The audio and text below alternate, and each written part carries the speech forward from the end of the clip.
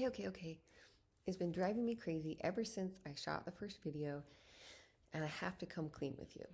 There is one more thing that I remember from this trip to Milwaukee. I just wasn't sure if it was worth mentioning, and since it's been festering in my mind for a couple of days, apparently it is worth mentioning. The one more thing that I remember, aside from applesauce and fields, is that I dropped my flag during the competition. And that does not sound like the end of the world. I know it doesn't, but I actually dropped it twice.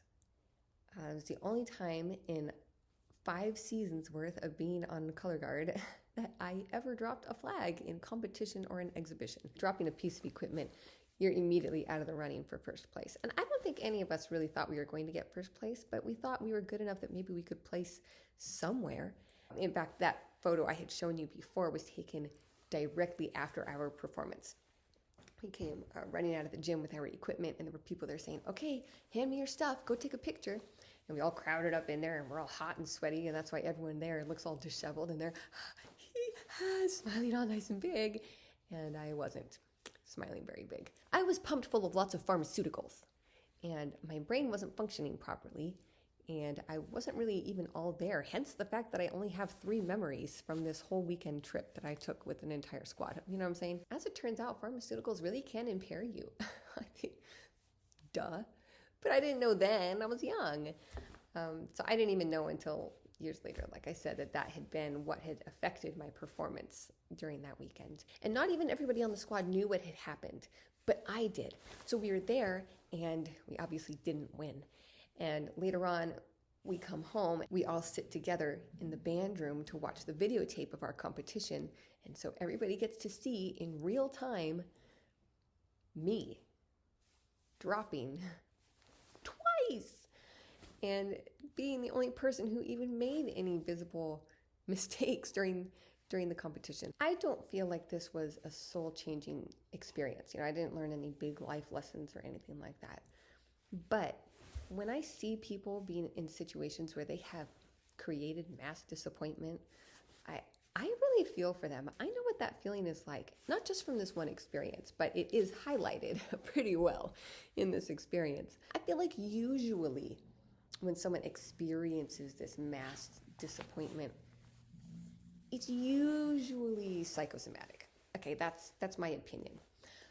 But there are times when our actions or behaviors, whether circumstantial or not, actually do cause genuine disappointment in the people around you. Like in this experience where I smashed all of our hopes for winning.